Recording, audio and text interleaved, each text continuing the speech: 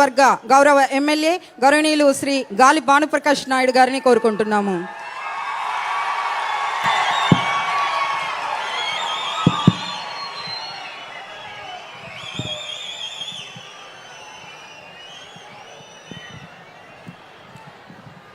అందరూ బాగున్నారా?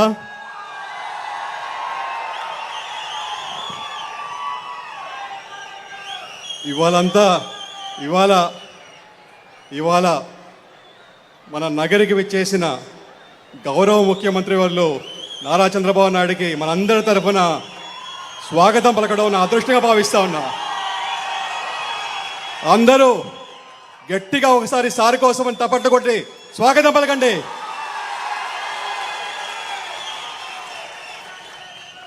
నిజంగా చెప్పాలంటే నేను బాబు గారికి వీరాభిమాని, లోకేష్ గారికి విధేయుణ్ణి. ఒక విధంగా చెప్పాలంటే నా రాజకీయ ప్రస్థానం మా నాయన గాలి ముద్దుకృష్ణారెడ్డి గారి స్ఫూర్తితో స్టార్ట్ అయినా కూడా లోకేష్ గారి ఇచ్చిన స్ఫూర్తితో, బాబు గారి ఆశీస్సులతో, నగరి ప్రజల దీవెనతో ఇవాళ మీ ముందు ఎమ్మెల్యేగా నిల్చోన్నా. మీ అందరి ఆశీర్వాదం ఇది. మీరు ఉండబట్టి, మీరు చేయబట్టి ఇవాళ అఖండ మెజారిటీతో గెలిపించారు. మీకు ఎప్పటికీ రుణపడటం. మీరు ఎంత చేసినా తక్కువే మీ నగరి ప్రజలకి. అలాగే నేను అమెరికాలో ఉండేవాడిని. అమెరికాలో ఉండేటప్పుడు ఒక ఫ్యాసినేషన్ ఉండేది బాబు గారి గురించి. ఎవరు చూసినా బాబు గారి గురించి మాట్లాడేవాళ్ళు. అమెరికాలో అది కూడా అక్కడ పేపర్లో బాబు గారి గురించి రాసేవాళ్ళు. న్యూయార్క్ టైమ్స్ లాంటి ఆ పెద్ద పెద్ద పేపర్లో కూడా బాబు గారి గురించి ప్రస్తావించేవాళ్ళు. అప్పుడు అనుకునేవాడిని, ఒక రాష్ట్ర ముఖ్యమంత్రి, అది కూడా ఇండియాలో, అక్కడ డెవలపింగ్ నేషన్ అంటారు మనల్ని అమెరికాలో, అలాంటిది మన బాబు గారి గురించి అక్కడ విశిష్టంగా రాసేసేవాళ్ళు. అంటే ఒక forward thinking leader, vision leader, బ్రహ్మాండంగా డెవలప్ చేస్తున్నాడు ఆంధ్రప్రదేశ్ని, ఇవాళ ఆంధ్రప్రదేశ్ రూపురేఖలు మారుస్తున్నాడని చెప్పి వాళ్ళు కోకొల్లలుగా అక్కడే రాసేవాళ్ళు. అప్పుడు అనుకునేవాడిని, అబ్బా మనం గుర్తించలేదు కానీ అమెరికా వాళ్ళు గుర్తించారని చెప్పేది. అలాంటి లీడర్ ఇవాళ మనకి దొరకడం మన చేసుకున్న అదృష్టం. అది నిజంగా చెప్పాలంటే ఇవాళ దేశంలో చాలా పాలసీస్ కూడా సార్ చెప్పిన దాంట్లో ఇవాళ ఆదర్శంగా తీసుకొని చేస్తూ ఉన్నారు.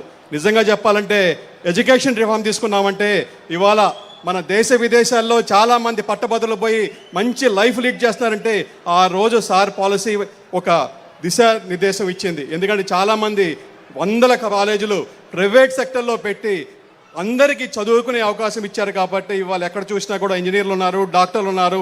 అందరూ కూడా దేశ విదేశాల్లో కూడా స్థిరపడి ఇవాళ అందరికీ సేవ చేసే భాగ్యం దొరుకుతూ ఉంది. మీరంతా తెలుసు. అలాగే మనం చూసాం, ఒకప్పుడు మన ఆంధ్రప్రదేశ్ అంటే రైస్ బౌల్ ఆఫ్ ఇండియా అనేవాళ్ళం, అన్నపూర్ణ అనేవాళ్ళం. ఇవాళ ఆంధ్రప్రదేశ్ అంటే ఐటీ అంటున్నాం, బీటీ అంటున్నాం, ఫార్మా అంటున్నాం. ఇలాగా అన్ని రంగాల్లో కూడా ఇవాళ ఆంధ్రప్రదేశ్ ముందుందని చెప్పడానికి ఏకైక నిలువుడు అర్థం మన సార్ సీఎం గారు. అలాగే ఒక విషయం చెప్పాలి సార్ మీకు. సారు ఈ మధ్యకాలంలో కూడా ఒక గొప్ప పని చేశారు. ఎక్కడో ఉన్న కృష్ణమ్మని మన కుప్పంకి తీసుకొచ్చారు. కుప్పమ్మకి కృష్ణమ్మని తీసుకోవడమే కాదు, వైసీపీ అంటే పులివెందలకు కూడా మనమే ఇచ్చాం కృష్ణమ్మ నీళ్ళని కూడా. పులివెందలకు కూడా కృష్ణమ్మ నీళ్ళు కూడా సార్ భాగ్యమే.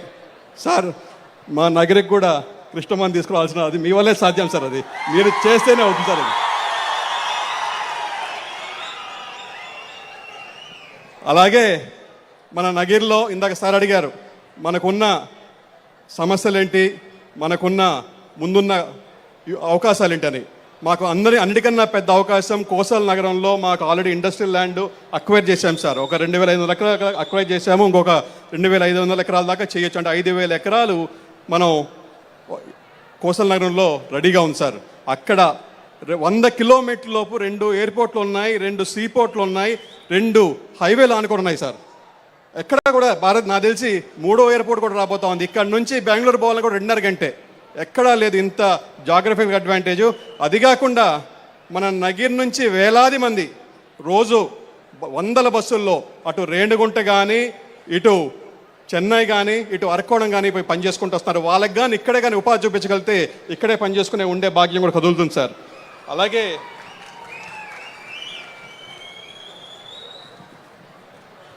అది సఫలీకృతం చేస్తారని చెప్పి భావిస్తున్నాం సార్. అక్కడ ఒక బ్యాలెన్సింగ్ రిజర్వాయర్ కడితే ఆ ఇండస్ట్రియల్ నీడ్స్కి కూడా మనం నీళ్ళు ఇచ్చే ప్రయత్నం చేశారు. ఎందుకంటే దానికి సెల్ఫ్ క్యాచ్మెంట్ ఏరియా కూడా ఉంది సార్. అక్కడ దానికి ఒక 0.5 టీఎంసీ సెల్ఫ్ క్యాచ్మెంట్ ఏరియా కూడా ఉంది సార్. అలాగే మనం ఇవాళ స్వచ్ఛాంధ్ర స్వర్ణాంధ్ర కోసం ఇక్కడంతా సమావేశమయ్యాం. ఈ కార్యక్రమం ఇప్పుడు మనం చేసుకుంటున్నాం. కానీ బాబు గారు 2000 సంవత్సరంలోనే ఏం పెట్టారు? జన్మభూమి. ఏం పెట్టారు? స్వచ్ఛాంధ్ర ప్రోగ్రాం ఆ రోజే జన్మభూమి కింద పెట్టి మన పరిసరాలు శుభ్రంగా పెట్టుకోవాలని చెప్పి క్లీన్ అండ్ గ్రీన్ అని చెప్పేసి ఆ రోజే నిదానం తీసుకొచ్చి ప్రతి ఒక్క పాఠశాలలో కానీ ప్రతి ఒక్క ఆంధ్రుడిని ఆ రోజు ఇన్వాల్వ్ చేసి అది ప్రతి ఒక్క మనిషిలో ఉండాలి, పరిశుభ్రాలు అంతా కూడా శుభ్రంగా పెట్టుకోవాలని చెప్పేసి ఆ రోజు చెప్పారు. ఇవాళ దానికి సంబంధించిందే ఇవాళ స్వచ్ఛాంధ్ర. మనం కూడా సార్ చెప్పినట్టు మన పరిసరాలను శుభ్రంగా పెట్టుకుంటే చాలా సమస్యల నుంచి దూరంగా ఉంటాం. ఖచ్చితంగా మీరంతా చేస్తారని చెప్పి ఆశిస్తా ఉన్నా. ఇంకొక ముఖ్యమైన విషయం సార్, మన మున్సిపాలిటీస్లో మాకు తాగడానికి రంగునీరు సమస్య ఉంది, అలాగే డ్రైనేజ్ సమస్య ఉంది, అలాగే శానిటేషన్ సమస్య ఉంది.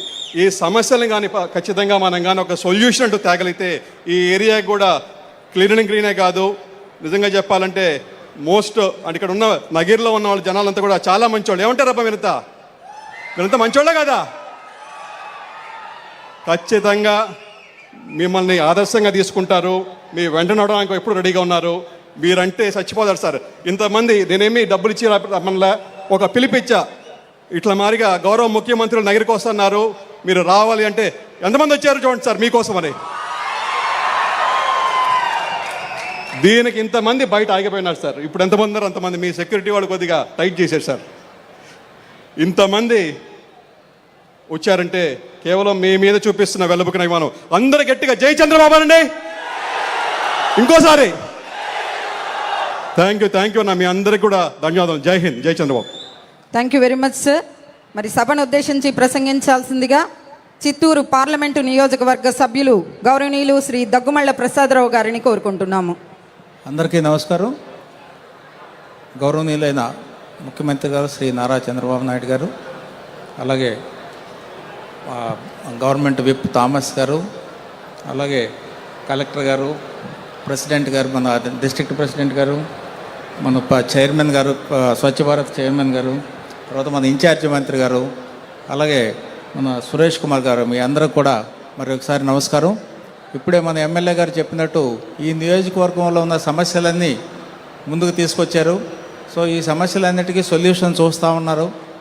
అట్లాగే